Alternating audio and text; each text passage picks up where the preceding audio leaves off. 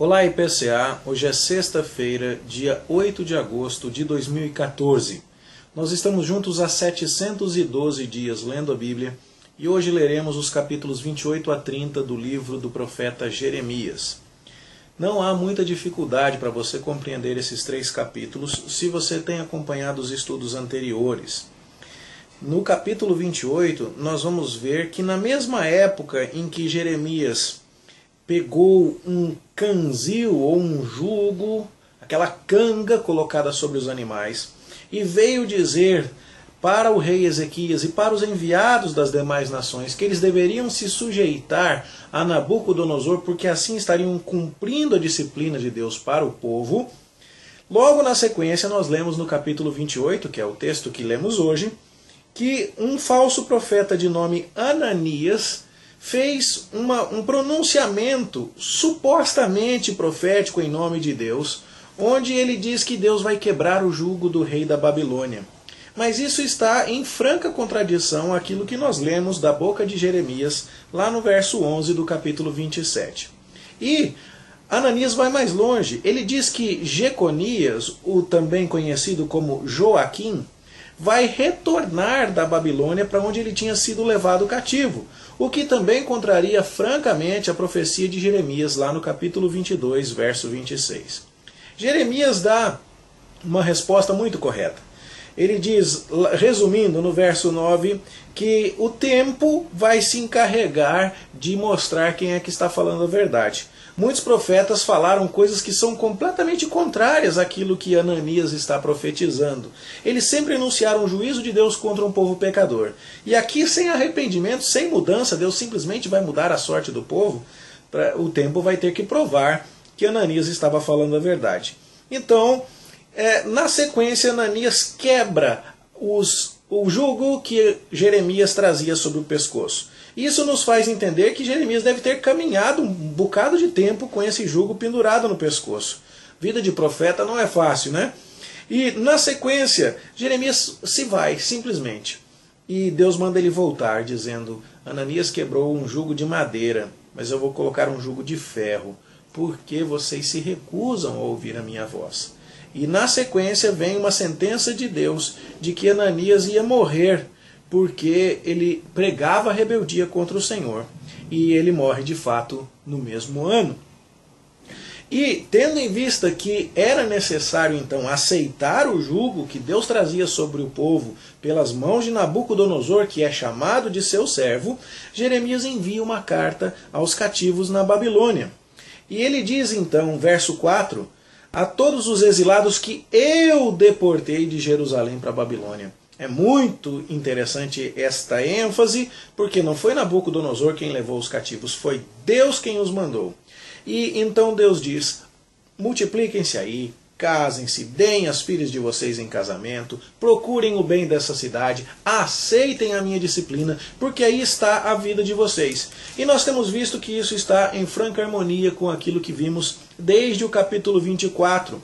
E inclusive a figura do capítulo 24 de figos bons e figos ruins é mencionada aqui no verso 17, dando a ideia então de que Zedequias e os falsos profetas e aqueles que permaneceram em Jerusalém não se conformavam à disciplina de Deus, não a aceitavam e portanto seriam completamente arruinados por Deus. No entanto, Jeremias escreve aos exilados dizendo, aceitem a disciplina, trabalhem por aí, mantenham a confiança em Deus, que Deus vai restaurar vocês.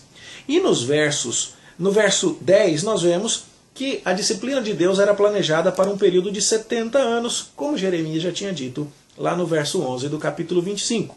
E nos versos 11 a 14, nós temos um trecho muito conhecido, quando Deus fala, eu que sei que pensamentos tenho a vosso respeito.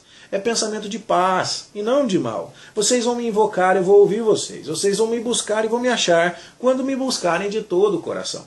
É a ideia de que, embora o povo esteja no cativeiro, Deus não o recusou. Se o povo não rejeita a disciplina de Deus, Deus não rejeita o povo disciplinado. E essa é a beleza da passagem. No entanto, até mesmo lá no cativeiro tem profeta falando falsamente. Tem profeta se metendo nos assuntos de Jerusalém ainda, onde o templo, por enquanto, ainda está de pé. E Alguns já foram debandados junto com Daniel na primeira ocasião em que Nabucodonosor esteve na Babilônia, no ano 605 a.C. Outros já foram deportados no ano 597, numa segunda visita de Nabucodonosor, e entre eles o profeta Ezequiel.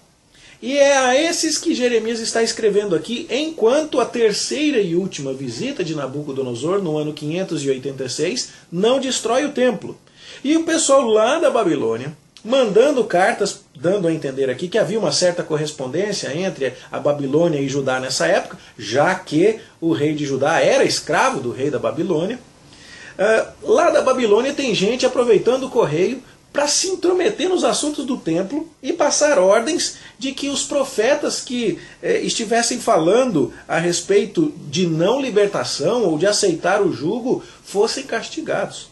E aqui então você vai ver no capítulo 29, Jeremias condenando e trazendo a maldição de Deus sobre esses que insistiam em falar aquilo que o povo queria ouvir.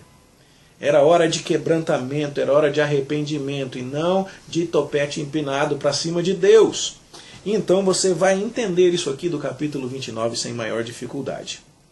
Quando o povo se dispõe a aceitar a disciplina de Deus, ele pode esperar isso que nós lemos nos versos 11 a 14 do capítulo 29. E é exatamente sobre isso que Deus fala por boca de Jeremias no capítulo 30, que inicia um novo ciclo de profecias, porque começa com aquela fórmula palavra que do Senhor veio a Jeremias, e aqui nós vemos algumas coisas que já não são muito conhecidas lá da época de Isaías. Deus vai mandar sim para o cativeiro, mas essa não é a palavra final. O castigo não é um fim em si mesmo, é um meio de disciplina, de aprimoramento. E então, Deus promete no verso 3 que vai fazer o povo retornar à terra prometida. E naquele dia, verso 8, vai quebrar o jugo do pescoço do seu povo, que vai servir a Deus sem ser escravo de qualquer outra nação, e vai ter a Davi como seu rei, um rei que ainda vai ser levantado. Verso 9. É óbvio que estamos falando do descendente davídico messiânico, o Senhor Jesus Cristo. Portanto, verso 10, não temas, Jacó, meu servo. Essa linguagem já nos é muito comum lá de Isaías. Essa expressão exata é repetida lá no capítulo 41, verso 13. Aquela parte final do livro de Isaías onde Deus diz: vocês já receberam em dobro das minhas mãos por conta dos seus pecados, agora consolem o meu povo, porque eu vou trazer vocês de volta. Vou mandar o meu servo para governar vocês, ó vermezinho de Jacó. Não tenham medo, eu vou restaurar todas as coisas. Você já conhece isso. Por isso, a gente entende bem aqui o equilíbrio que Jeremias confirma daquilo que Isaías já havia profetizado, entre a justiça de Deus e a sua misericórdia. Deus é justo e o pecado do povo não podia passar sem a devida disciplina. No entanto, para aqueles que se arrependem, confiam nele, esperam no seu rei messiânico, para esses há restauração sim. Por isso as promessas maravilhosas do verso 11, eu sou contigo para salvar-te. Eu vou dar cabo de todas as nações para entre as quais eu te espalhei. Mas eu não vou dar cabo de você, não. Mas eu vou te castigar em justa medida e não vou te inocentar de todo. Esse equilíbrio tão necessário em nossos dias entre o Deus justo que pune o pecado e o Deus misericordioso que se mostra acessível ao pecador arrependido precisa sempre ser pregado, como Isaías já o pregou e como Jeremias agora o prega. É só Deus a esperança da nação. Verso 14 diz que todos os seus amantes se esqueceram de você, Judá. E a gente lembra então de quem são esses amantes, as nações ao redor. Capítulo 22, verso 20, a gente viu sobre isso já. Lembrando um pouco do que foi dito lá no capítulo 2, verso 36. Naquele momento, os amigos eram a Assíria e o Egito. Agora, parecia que eram Babilônia ou o Egito. Não, nenhuma nação vai socorrer Judá, somente o Senhor. Tá certo? E o Senhor vai promover a sua justiça. Depois de ter sido disciplinado pelas nações, o reino de Judá verá a glória de Deus se manifestar na condenação dos seus inimigos. O verso 16 diz: os que te despojam serão despojados. E a gente lembra bem do que Isaías disse lá no capítulo 33, verso 1, exatamente nessa mesma linha.